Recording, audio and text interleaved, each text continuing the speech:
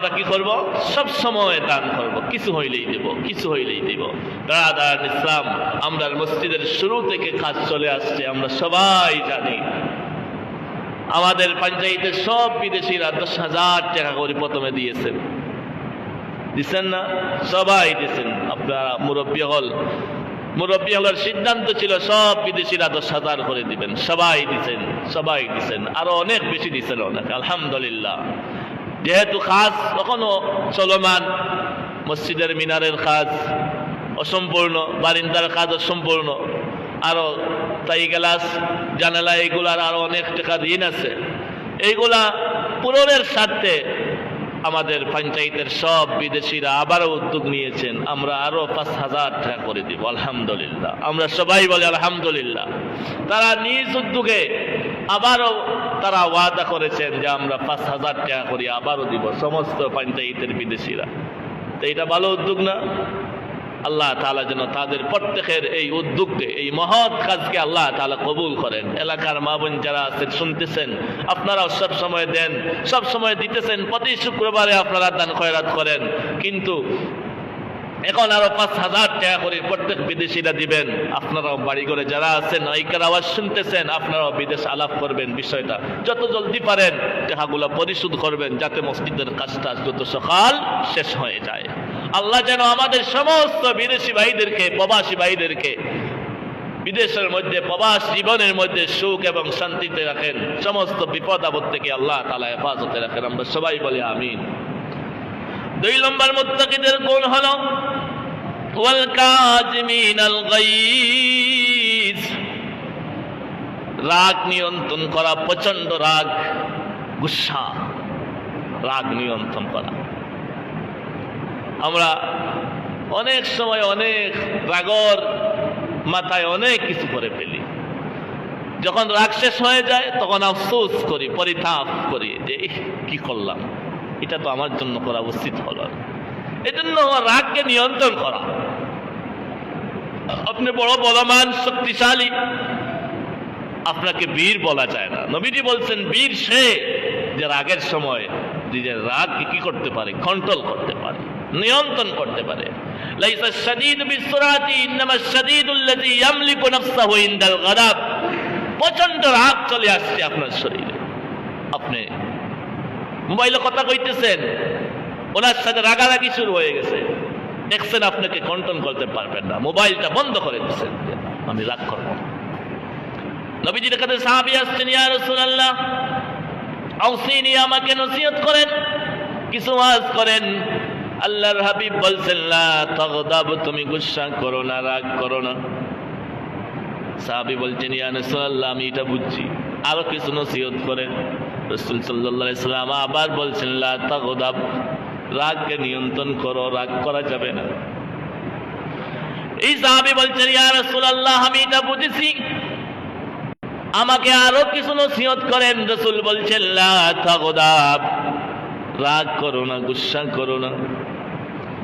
রাগের মাথায় তুমি অনেক কাজ করে ফেলবে, যার জন্য তুমি সারা জীবন আফসোস করতে হবে। কথা আছে রেগে গেলেন তো হেরে গেলেন, রাগ করা যাবে না। আপনার পরিবারের সাথে, আপনার স্ত্রীর সাথে অনেক সময় রাগের মাথায় আপনি তালাক দিয়ে দিয়েছেন, পরবর্তীতে গিয়ে বলছেন হুজুর মাথায় কাজ করছে না, প্রেশার হাই, কি করব? কোনো মাসলা বাইর করে দেন। কি মাসলা বাইর করব? অনেকে আবার জোড়া তাড়ির মাসলা দিয়ে সংযোগ করে দেয় ওপরের মধ্যে, তা ঠিক হবে? এই জন্য রাগ করা যাবে না। রাগকে নিয়ন্ত্রণ করা এটা বড় বাহাদুরি কাজ, এটা বাহাদুরি কাজ, রাগকে নিয়ন্ত্রণ করা। প্রচন্ড গুসা, রাগ হয়ে গেছেন, আপনি গালাগালি শুরু করে দিচ্ছেন। অনেক সময় হয় না, আপনি ঘরের মধ্যে বড় বড় করে গালি শুরু করছেন। ঘরের মধ্যে আপনার ছেলে আছে, মেয়ে আছে, ছেলের বউ আছে, নাতিরা আছে, সবাই শুনতেছে। আচ্ছা, আপনি যে এই কাজটা করতেছেন এটা আপনার জন্য ভালো না মন্দ? চিন্তা করেন, কেন গালি দেন? রাগকে কন্ট্রোল করেন, নিয়ন্ত্রণ করেন। দেখতেছেন রাগ চলে আসছে শরীরে, আপনি ঘর থেকে বাইরে হয়ে যান। তারপরেও আপনি ভাষা খারাপ করবেন না, এজন্য দায়ী আপনি হবেন। আল্লাহর আদালতে জবাব দিতে হবে। পরিবার তো ধ্বংস হয়ে যাইতেছে, অনেক পরিবার রাগের কারণ ধ্বংস হয়ে যাইতেছে। ছেলে মেয়ে তাদের ব্যবহার, আখলাক, চরিত্র নষ্ট হয়ে যাইতেছে আপনার আমার মুখের ভাষার কারণে। এজন্য রাগকে নিয়ন্ত্রণ করতে হবে। রাগকে যারা নিয়ন্ত্রণ করে এটাই হলো প্রকৃত বাহাদুর। রাগ চলে আসছে, আপনি বসে যান। রাগ চলে আসছে, আপনি দৌড়ে যান, উঁচু করেন, রাগ নিয়ন্ত্রণ হবে। নবীজি এগুলো হাদিসে বলছেন। আপনি বসে আছেন, তারপরে রাগ নিয়ন্ত্রণ হইতেছে না, আপনি শুয়ে যান, তথাপি রাগ করা যাবে না। কি করা যাবে না? রাগ, অতিমাত্রায় রাগ হলে আপনার স্ত্রীকে আপনি পিটাইতেছে, সমাজের মানুষ আপনাকে কি বলবে? কি বলবে? গালিগালাজ করতেছেন, কি বলবে? আপনার ছেলেগুলো গাইল শিখবে, আপনার কাছ থেকে আদর্শ শিখবে। তারা বড় হলে তারাও তাদের স্ত্রীদেরকে গালি দিবে, পিটাবে। কার কাছ থেকে সে আদর্শ শিখছে? আপনি বাবার কাছ থেকে শিখছে। এজন্য এমন আদর্শ যেন আপনার মধ্যে না আসে। পরিবার, সমাজ সুশৃঙ্খল তখনই হবে যখন আপনার মধ্যে রাগ চলে আসবে। রাগটা নিয়ন্ত্রণ করেন, রাগ করা যাবে না। আজকে সমাজের মধ্যে বিবাদ সৃষ্টি হইতেছে রাগের কারণে, পরিবার ভেঙে যাইতেছে এই রাগের কারণে। আমরা রাগ করব না। এটা মুত্তাকিদের গুণ হলো রাগকে নিয়ন্ত্রণ করা। ওয়াল কাযিমিনাল গায়জ, রাগকে নিয়ন্ত্রণ করা মুত্তাকিদের দ্বিতীয় বৈশিষ্ট্য। আপনি রাগ চলে আসছে শরীরে, প্রচন্ড রাগেই হয়ে গেছেন, গুসা করে ফেলছেন, অকথ্য ভাষায় গালিগালাজ শুরু করে ফেলছেন। না না না, আমি এটা করতে পারি না, আমি তো মুত্তাকি। গুণ অর্জন করতে হবে। আল্লাহ কোরআনে মুত্তাকিদের গুণ বলেছেন, ওয়াল কাযিমিনাল গায়জ। রাগকে নিয়ন্ত্রণ করা, কন্ট্রোল করা, এটা মুত্তাকিদের গুণ। সুতরাং আমি গালি দিতে পারি না, আমি গুসা করতে পারি না, প্রচন্ড রাগী হইতে পারি না, আমি তাকে কন্ট্রোল করতে হবে, কন্ট্রোল করতে হবে, আমি নিয়ন্ত্রণ করতে হবে। তৃতীয় গুণ হলো ওয়ালা আফিনা আনিন নাস, মানুষদেরকে ক্ষমা করা। এটা হলো উদার মনের মানুষের কাজ। যারা মন বড়, উদার মনের মানুষ, তারা মানুষকে ক্ষমা করতে পারে। আপনার সাথে আজ থেকে 5-7 দিন আগে ঝগড়া হয়েছে, 5-7 দিন পরে রাস্তার মধ্যে দেখা হলে আপনি চোখ বাঁকা করে তাকান। দোকানে বসলে, এক দোকানে বসে আছি, চোখখানি চোখে তাকান, হয় না? ক্ষমা করতে পারেন না, মন ছোট। আহা, আপনি তো ক্ষমা করতে পারেন না একজন মানুষকে, আল্লাহ কিভাবে আপনাকে ক্ষমা করবে? আমি যে এত অপরাধ করতেছি, সাধারণ একটা ভুলের কারণে মানুষের সাথে আমি কথা বন্ধ করে দিতেছি, তার বাড়ি ছেড়ে দিতেছি, তার সাথে মাত কথা আমার বন্ধ, সব বন্ধ করে দিতেছি, সব বন্ধ করে দিতেছি। আমি তো অহরহ গুনাহ আল্লাহর দরবারে করেছি, পাপ করেছি। আল্লাহ কিভাবে আমাকে মাফ করবেন? একজন মানুষকে আমি ক্ষমা করতে পারি না। এজন্য মুত্তাকিদের তৃতীয় গুণ হলো মানুষকে ক্ষমা করা। সুবহানাল্লাহি ওয়া বিহামদি, সুবহানাল্লাহি ওয়া বিহামদি। আল্লাহ তাআলা যেন আমাকে উদার মনের মানুষ হিসাবে কবুল করেন, আল্লাহ যেন কবুল করেন। সবাই বলে আমিন। চতুর্থ গুণ হলো আল্লাহু ইউহিব্বুল মুহসিনিন। মুহসিন যারা, তারা আল্লাহ তাদেরকে বড় পছন্দ করেন। যারা নেক আমল করে, যারা নেক কাজ করে, যারা নেক কাজ করে, নেক কাজ পাইলেই করে ফেলে, গুনার কাজ পাইলেই ছেড়ে দেয়, গুনার কাজ করে না, নেক আমলের দিকে দৌড়ায়। নেক আমল পাইলে কি করে? সাথে সাথে করে ফেলে। নেক আমলের প্রতি মনের মধ্যে বড় টান। নেক আমল পাইলে কি করে? সাথে সাথে করে। আর আমরা তো আজকে গুনাহ নিয়ে প্রতিযোগিতা। ওয়াসারিউ ইলা মাগফিরাতিম মির রাব্বিকুম ওয়া জান্নাত। আল্লাহর ঘোষণা, তোমরা কি করো? জান্নাতের দিকে দৌড়াও, নেক আমলের দিকে দৌড়াও। কিন্তু আমরা গুনাহের দিকে দৌড়াইতেছি। কোন দিকে দৌড়াইতেছি? গুনাহের দিকে। পঞ্চম গুণ হলো ওয়াল্লাযীনা ইযা ফাআলু ফাহিশাতান আও যালামু আনফুসাহুম যাকারুল্লাহ ফাস্তাগফিরু লিযুনুবিহিম ওয়া মান ইয়াগফিরুয যুনুবা ইল্লাল্লাহ। ফাহিশ কাম হয়ে গেছে, নিজের নফসের উপরে নিজে জুলুম করে ফেলেছি, মানুষের উপরে অত্যাচার করেছি, জুলুম করেছি, অন্যায় করেছি, নামাজ ছেড়ে দিয়েছি, মনে হয়ে গেছে যাকারুল্লাহ আল্লাহর গুণ, আল্লাহ তাআলার কথা মনে হয়ে গেছে আমি আল্লাহর আদালতে দাঁড়াই এখন জবাব দিব। এই ভয় অন্তরে কম্পন শুরু হয়ে গেছে, আর বলতে শুরু করেছে, আল্লাহ তুমি ছাড়া আমার গুনাহ মাফ করনেওয়ালা আর কেউ নাই, আমার গুনাহ মাফ করে দাও।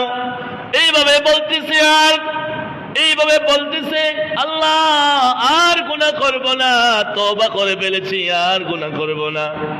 আজকে যুব সমাজের দিকে তাকান, তারা এই যেন একটা সময়, বর্তমান সময়ে পার হইতেছে, এই খেলা নিয়ে কি ধরনের ঠল চলতেছে। অনেকে বলতেছে যাদেরকে, যে টিম যাদেরকে যারা সমর্থন করে, এই টিমের একজনের নাম হইল মেসি। সবে চিনই না আপনারা, নাম শুনছেন নি? অনেকে কর ইগুরে বাপও ডাকে, হ্যাঁ কর ইগু যদি কিতা করে ফেল করিলাই তাই মরি দিব, ইগু যদি কিতা হয় জাহান্নামও যায়, এগুর লগে আমি জাহান্নামে যাওয়া আমার লাগি বালা, নাউজুবিল্লাহি মিন যালিক। ইগু যদি জাহান্নামে যায় তে ইগু লেখে রে, ইগুর লাগে জাহান্নামে যাওয়াও তার লাগি বলে বালা, নাউজুবিল্লাহি। কত বড় নাফরমানি খাও, কত বড় নাফরমানি কথা। এই খ্রিস্টান বেড়ার লগে জাহান্নামে যাইতো নিয়ে, এটা তো মুসলমান, এরা মুসলমান নানি, যারা করে এরা কেরা মুসলমান নানি, এরা মুসলমানের বাচ্চিন নানি। ইগুল লাগি মরি যার, ফাঁস লাগি যার, বিষ খাইলার, আত্মহত্যা করিলার, ডাক দিয়া পড়িয়া মরি যার। এই জন্য একটা পরিস্থিতি অস্থিতিশীল চলছে দেশের মধ্যে। কেন? আমরা ইসলাম থেকে, কোরআন থেকে দূরে সরে গেছি, গুনাহের প্রতিযোগিতায় লিপ্ত, নেক আমলের প্রতিযোগিতায় আমরা নাই। এজন্য পঞ্চম গুণ হলো মুত্তাকিদের, গুনাহ হয়ে গেছে, দৌড়াইতেছে, তওবা করতেছে, আল্লাহ আর গুনাহ করব না, আল্লাহ আর গুনাহ করব না, মাফ করে দাও, আমি জানি তুমি ছাড়া মাফ করনেওয়ালা আর কেউ নাই। ষষ্ঠ গুণ হলো ওয়ালাম ইউসিরু আলা মা ফাআলু ওয়া হুম ইয়ালামুন।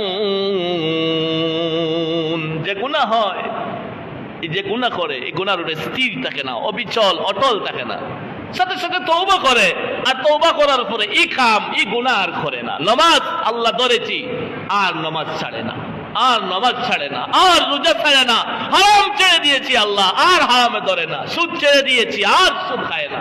আমরা সবাই মনে মনে প্রতিজ্ঞা করি আমার জীবনের যতটুকু ইনকাম করব সবটুকু হালাল, প্রয়োজনে আমি 100 টাকা রুজি করব, তবে হালাল করব, হারামে আমি যাব না, হারামে যাব না।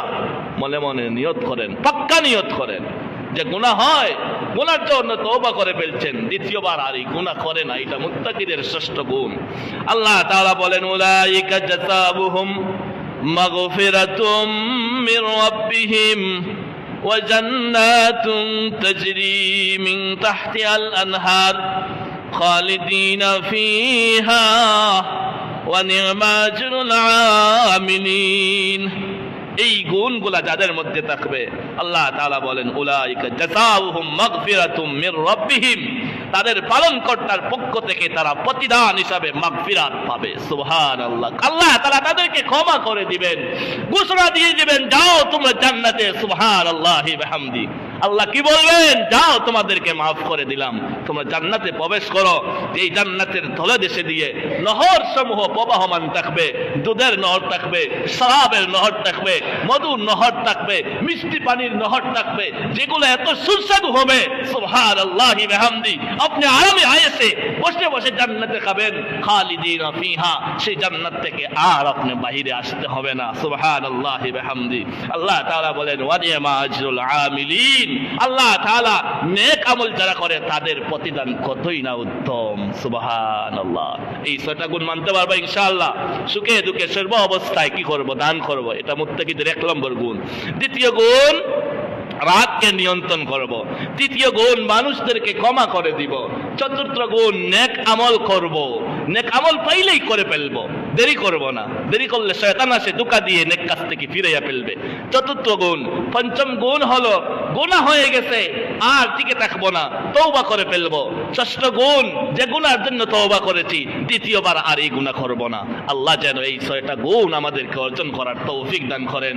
আমরা সকলেই বলি আমিন। ওয়া আখির দাওয়ানা আলহামদুলিল্লাহ।